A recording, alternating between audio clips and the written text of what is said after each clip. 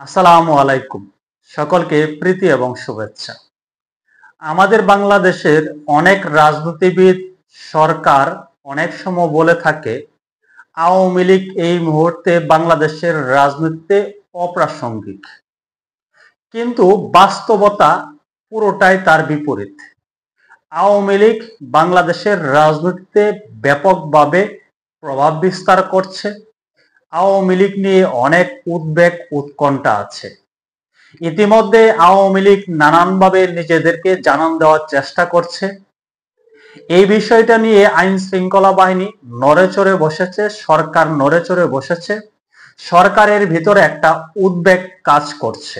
সেই উদ্বেগ উৎকণ্ঠায় ঘি ঢেলে দিল আওয়ামী লীগের সাধারণ সম্পাদক ওবায়দুল কাদের।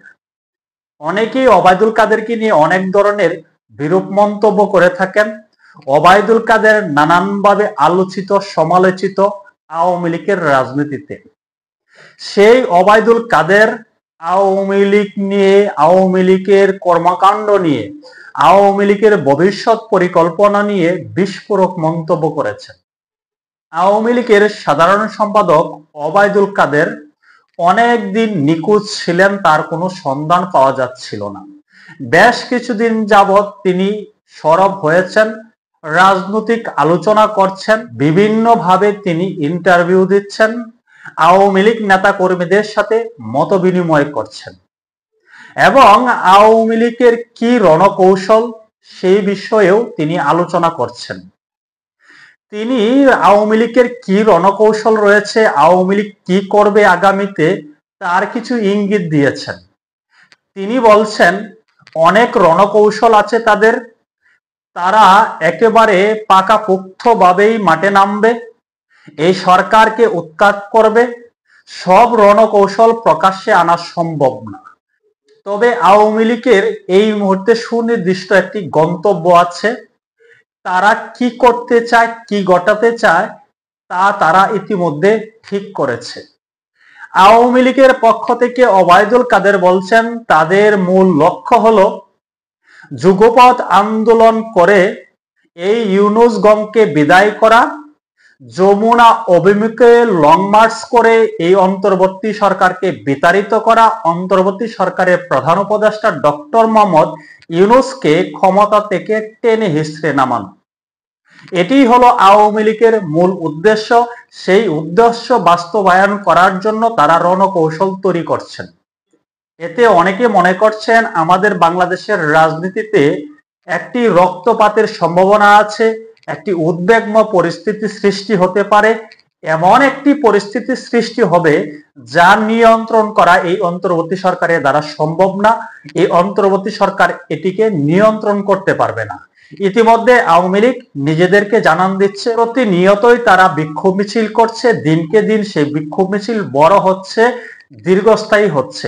গতকালকেও আমরা সোশ্যাল মিডিয়াতে দেখেছি, মোটামুটি গণনা করে বলতে গেলে বলতে হবে গতকালকে রাজধানীতে আওয়ামী লীগ 13টি বিক্ষোভ মিছিল করেছে। বিভিন্ন স্পটে তারা 13টি বিক্ষোভ মিছিল করেছে। এতেই কিন্তু এই সরকারের উদ্বেগ বাড়ছে, সরকার দুশ্চিন্তায় আছে, সরকারের মনের ভিতরে একটা ভীতিকর পরিস্থিতি বিরাজ করছে। সরকারে যারা আছেন বা এই সরকারের ছায়াশক্তি যারা আছেন তারাও এই মুহূর্তে ব্যাপকভাবে চিন্তিত আওয়ামী লীগের কর্মকাণ্ড নিয়ে। আওয়ামী লীগ যেভাবে জানান দিচ্ছে এবং আওয়ামী লীগের পক্ষ থেকে নীতি নির্ধারকরা যে ধরনের ইঙ্গিত দিচ্ছে তাতে আমাদের বাংলাদেশে বড় কিছু ঘটার সম্ভাবনা আছে। ইতিমধ্যে আওয়ামী লীগের সভানেত্রী শেখ হাসিনা বলেছেন, আওয়ামী লীগ নেতা কর্মীদেরকে নির্দেশনা দিয়েছেন, তোমাদের যা আছে তাই নিয়ে প্রস্তুত থাকো, তোমাদের যা আছে তাই নিয়ে রাজপথে নামতে হবে। এই কথা শোনার পরে আমাদের বাংলাদেশের আইন শৃঙ্খলা বাহিনী নড়েচড়ে বসেছে। ইতিমধ্যে গ্রেপ্তার তৎপরতা বৃদ্ধি করেছে। আওয়ামী লীগ নেতা কর্মীদেরকে প্রতিনিয়তই প্রতিদিনই গ্রেপ্তার করা হচ্ছে। বিশেষ করে ঢাকার শহরে তল্লাশি চালিয়ে আওয়ামী লীগ নেতা কর্মীদেরকে গ্রেপ্তার করা হচ্ছে।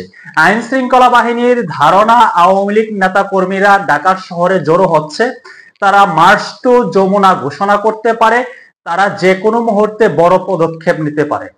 তবে আওয়ামী লীগ এই মুহূর্তে একটি বিশেষ কৌশল অবলম্বন করছে, সেটি হলো সেই রাখাল এবং বাঘের গল্পের মতো। আওয়ামী লীগের পক্ষ থেকে নানান সময় বলা হচ্ছে আওয়ামী লীগ অমুক দিন যমুনা ঘেরাও করবে, আওয়ামী লীগ অমুক দিন ঢাকা ঘেরাও করবে, ঢাকা অচল করে দেবে, সারা দেশ অচল করে দেবে।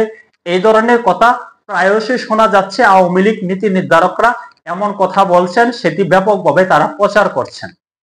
এতে করে এই অন্তর্বর্তী সরকার বা আওয়ামী লীগ বিদ্বেষী যারা আছেন তারা মনে করছেন আওয়ামী লীগ ফাঁকা আওয়াজ দিচ্ছে, আওয়ামী লীগ আদতে এই ধরনের কোনো কিছু করার মতো সক্ষমতা নাই। এতে করে আওয়ামী লীগ বিদ্বেষী যারা আছে তাদেরকে বোঝানোর চেষ্টা করছে যে আওয়ামী লীগ মুখে মুখে বলে, কিন্তু আওয়ামী লীগ এই ধরনের কোনো কিছু করতে পারবে না, ওদের এই ধরনের সক্ষমতা নাই। তবে আওয়ামী লীগ সুযোগ বুঝে থাবা দেওয়ার সম্ভাবনা আছে, এটা কিন্তু অনেক রাজনৈতিক বিশ্লেষকরা মনে করছেন, এবং বর্তমান প্রেক্ষাপট বিশ্লেষণ করলেও কিন্তু এটি মনে হচ্ছে। তবে এই মুহূর্তে আমাদের বাংলাদেশে আওয়ামী লীগের প্রচারণা কার্যক্রম নিষিদ্ধ, আওয়ামী লীগের কোন নেতা কর্মীর বক্তব্য প্রচারও নিষিদ্ধ। তবুও আমরা সোশ্যাল মিডিয়ার কল্যাণে অনেক বক্তব্য শুনতে পাই, যেমন ওবায়দুল কাদের সাহেব, আওয়ামী লীগের ফাটাকেষ্ট, তিনি বলছেন আওয়ামী লীগ রণকৌশল সাজিয়েছে, আওয়ামী লীগের মূল লক্ষ্য হলো, মূল উদ্দেশ্য হলো যমুনা ঘেরাও করা, অর্থাৎ ডক্টর মোহাম্মদ ইউনূসের বাসভবন ঘেরাও করাই হলো আওয়ামী লীগের মূল লক্ষ্য। তারা সেই লক্ষ্যে পথ চলছে, রণকৌশল তৈরি করছে।